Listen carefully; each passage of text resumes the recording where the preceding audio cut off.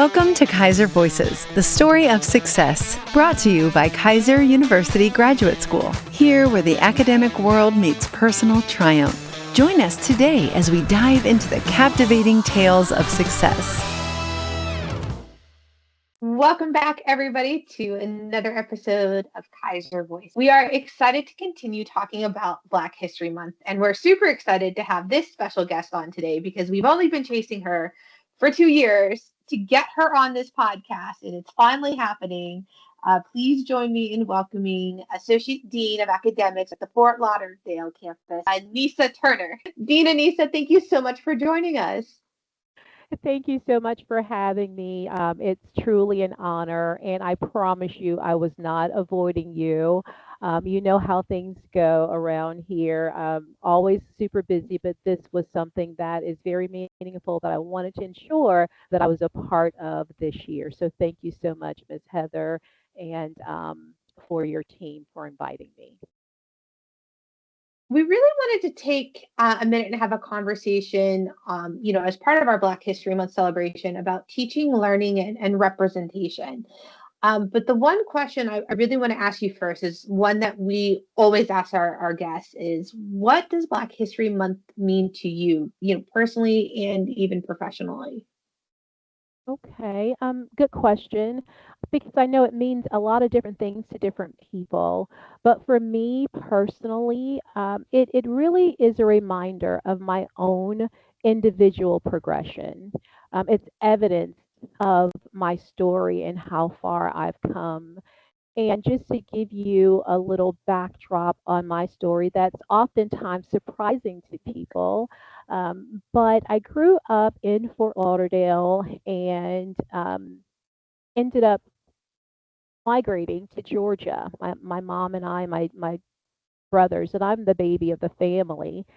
And I can recall these trucks that would come and pick up some of my neighbors, and they would go off to what they call the fields to work, and then they would return. And I was always a really curious young girl, Hmm. and I would notice that they would come back just with this expression, like the sweat on their brow was like a different kind of sweat. You know what I mean?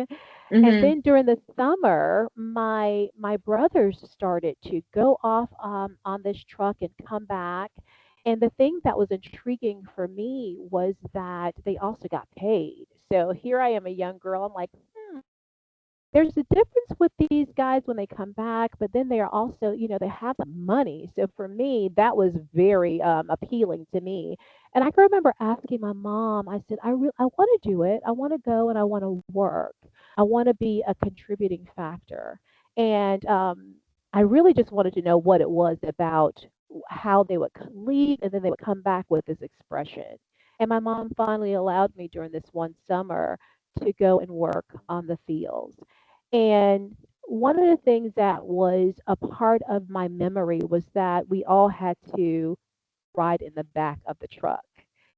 And once I got there, it was a tobacco field. So they give you instructions, what you should do, and you would have to work these long fields, picking the tobacco, put them in the bucket, pick tobacco, put it in the bucket. And by the time I got to the end of the row, realizing I had to then work another row, I understood the sweat equity.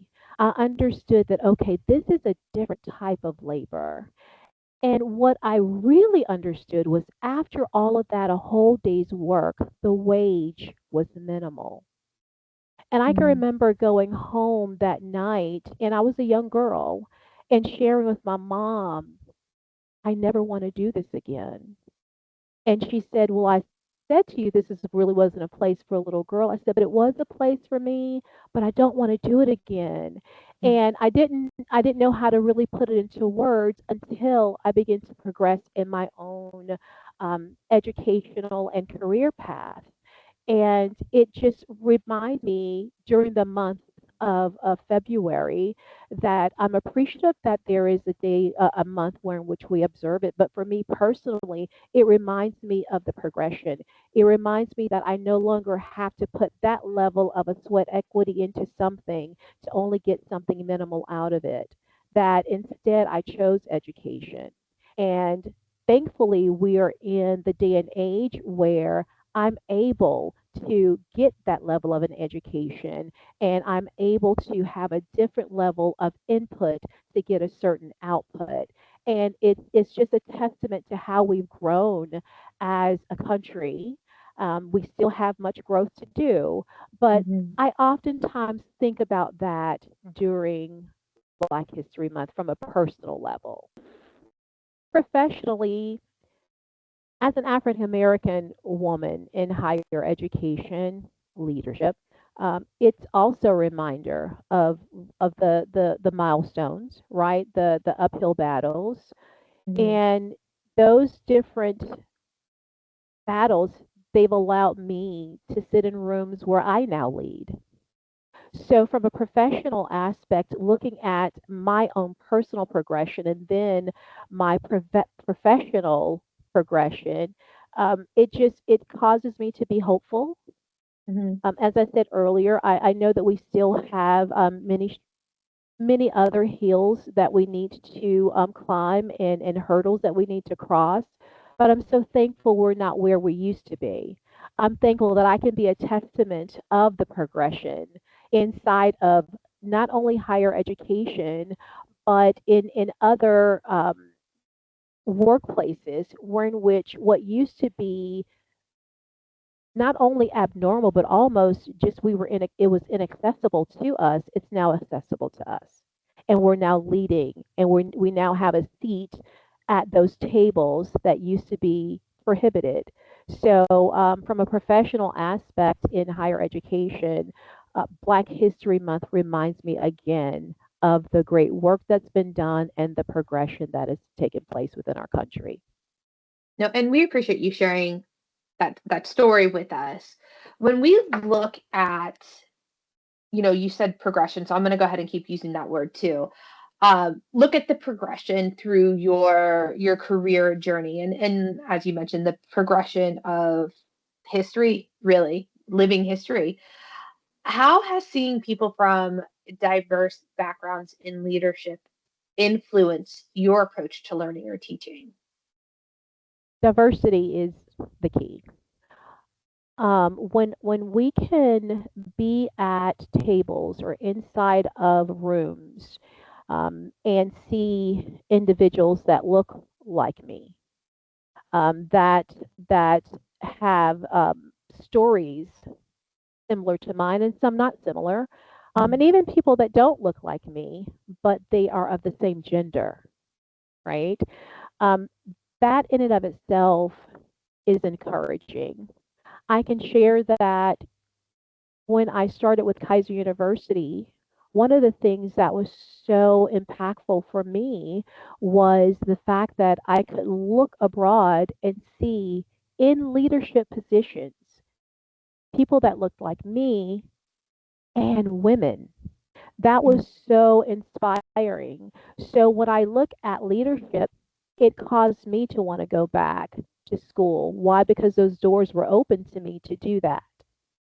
So it's important that when we're inside of these environments, that we have that level of diversity where we are able to see individuals or a diversified type of environment that inspires us to be Mhm. better, want to do better, and want to attain more. So for me, Kaiser University really was that place. And I've shared this many times with leadership that it was because of what I saw around me and that there was a level of equity that was there, it inspired me to want to attain more. It's very interesting. You said a couple of things that really stood out, but you keep talking about um, rooms and a seat at the table and who's at the table. And interestingly enough, we have got the opportunity to have our Student Government Association officers join us for a Black History podcast as well. And they talked Mhm. about the same thing about creating that room, making that table, um, making sure that you have the seat or giving yourself the seat. Like, don't wait for somebody else to give you the seat. You give yourself the seat. Why is that so important? So they talked about it, and you've talked about it. Why is that so important to understand that you can make your seat, you can make the room, and you have a place at that table? Well, I can say for me, and I go back to, again, the experience with Kaiser University. Um, I had the opportunity to go to a chamber meeting. And I think it was may have been you that invited me because it was I think it was a Women's History Month, and it was the theme was having a seat at the table. And it was so impactful for me. Why? Because we didn't always have an opportunity. We may have had the aptitude level to sit at the table. Mhm. We may have had the ability and the desire to, but the table was we were excluded from the table. So the progression here again, and I guess that's going to be my word to say progression, but the movement went from being invited to the table to then it doesn't matter if I'm invited or not, I will create a space. And that would have never been able to happen had it not been the fact that we are, of course, standing on the shoulders of those that caused that to be able to happen. So it is important. It is not just a catchphrase, it's the fact that we have the ability to do it. We used to want to. We used to be at our own round tables discussing what we would do if we had an opportunity to. Now we do have the opportunity. Mm. So it's really, really important to drive that home that anything that we want within the realm of our reach, reach for it because we have that opportunity to do it now. And I'm a living testament to it. No, thank you for adding on to that because we just found it so interesting. That was what they were saying. Our other guest, Professor Hilliard, he said the same thing, and so it's a theme that Wow. keeps coming up. Um, are there any stories? Because we love sharing stories, because I think that's how we Hmm. learn is through that living Right. history that you can share of a student or colleagues who perspective taught you something different. Maybe it's in regard to Black history or just pursuing your educational and professional pursuits directly. There is. Oh, there are many, but this is one that has always stuck with me because it taught me something. And it was a student that was by definition at risk. Mm. So we look at the whole picture of the student. And I had the conversation with the student, hey, you know what's going on? Let's, come to my office. Let's discuss ways where in which we can get you back on track. And we never really know what's going on with the student. We Mhm. can look at what's measurable. What's measurable? Okay, you haven't been in class. Your grades are plummeting.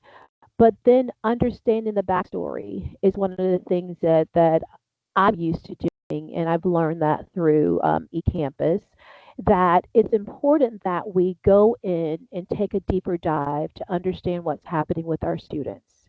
And this student came to my office and he shared that his dad had passed, Mm. that he was working and still trying to go to school, and he found himself just being overwhelmed. And we had this long conversation, and he said, and I will be the first in my family to graduate. He said, but I'm kind of torn because my mom needs me. And I said to him, I said, it would be noble for you to stay home and help your mom. Mhm. I said, but you're saying that you would be the first to graduate. Can we sit with that for a moment? And literally, we were in my office and it was silence. And this is what he said. He said, if I stop now, he said, I'm protecting, and I'm paraphrasing, I'm protecting the present, I'm protecting what's familiar to me. He said, but if I finish, I'm going to change the future. And I get goosebumps thinking about it. He said, if I finish this, I'm going to change the future. And he said, it's a little bit scary, Dean, but this is what I want to do. And I never forgot that. And what I extrapolated from that was that fear can do one of two things. Fear of the unknown can cause you to stay stagnant in what's familiar, Mm-hmm. right? But it can also push you. It can push you to what is unfamiliar so that you can be more transformative. I watched this young guy in my office after that dead silence. It's like he was thinking about this intently, that he was going to decide to push forward and not allow fear to cause him to stay with what, like I said, that would have been a noble thing. No one would have, thought it was wrong of Hmm. him to take care of his family, of his mom, but he actually critically thought and processed through right there. And I made sure that the office was a safe space for him to do just that. May I tell you, he is soaring right now. And it was all because of that moment that said, I get to choose inside of this moment to stay with what's familiar or transform my life in the trajectory of what's not familiar. And I never forgot that. I'm like, oh my gosh, I'm going to use that. Like, can I borrow that? We talk about plagiarism. I'm asking permission. I'm going to so borrow this because I was able to pull from that. So for me, that was amazing. And and that's a story that I share. I share that story. I shared it with my sons. It's a story that I oftentimes say to myself because inside of different milestones for myself, I have to say that sometimes it's scary.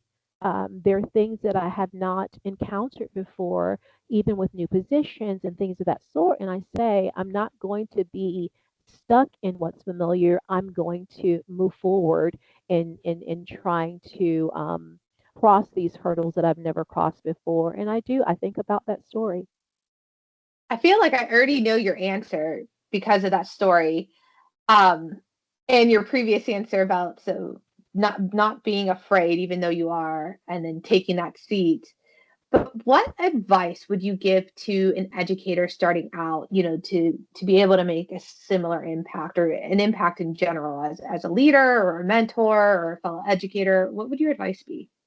My advice number one would be to be a good listener.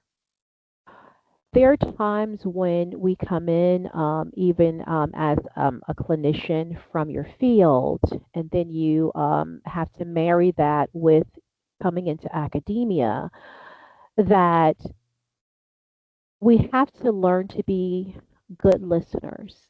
We have to be present inside of a moment, especially not just within the classroom, but when you have a student one on one, you want to make sure you lend your ear to that student. And for me, that's been where I glean the most because you're able to hear even the unspoken words. You're able to feed off of the um, the communication that is nonverbal. You are totally present. That's number one. Be a good listener. Two, um, follow up. Do what you say that you know what you're going to do. If if you're not able to, still follow up and say, I don't have the answer just yet. I'm working on it. We're dealing with students. Some come from, of course, they come from diverse backgrounds. When it comes to true leadership, sometimes we're the only leadership that's ever been modeled to them. Mm-hmm. And listening to them, being there for them, being true to your word and following through, that says so much to our students. So I would say, listen, be a good listener. Be totally honest if it's something that you're not able to follow through on. Follow up and say, I couldn't follow through. You know what I Right. mean? So that's really important. And that's advice that I would give. And the third would be to always make sure that you're constantly having that level of professional development. You've never learned enough. You haven't read enough books. Um, so be a lifetime learner so that you can always pour in to your students and also to your colleagues as well. Oh, thank you. Thank you for sharing. I mean, that's great advice. You can't go wrong with any of that, any elements or Mhm. all of them. But before we let you go, Dean Turner, um, we have one final question for you. Okay. Why is it important to celebrate Black History Month? Good question. It's important because it is history, right? Um, I like to look at what can inform my future. And what informs future is historical data.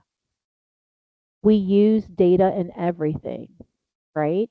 So it's so important that not just African Americans understand that it's important, but all everyone understand that it's important because it is history. If we don't take the time to take deep dives and explore what has taken place within our country, then we're ill informed. And who wants to walk into situations not being informed? Who wants to be an educator and not be informed? Who wants who wants to sit with a group of individuals and not be able to give impartation because we're not informed? We need to be informed. It's a part of who we all are. And that's with Black history, it's with all history. So it should not be excluded. It should be Mhm. included in everything that we do. I learn about all history. Why? Because I want to be diverse. It's important to me that I can have a meaningful conversation with with all people. So it's important because it's history. Amazing. Dean Turner, thank you so much for joining us this month and celebrating Black History Month with us. You are welcome and thank you for the invitation once again. If you guys have enjoyed this conversation, be sure to like, share, subscribe, and follow, and we will catch you on the next one. Thank you for journeying with us today on Keiser Voices, the story of success. As we close this chapter, remember every story has its next page.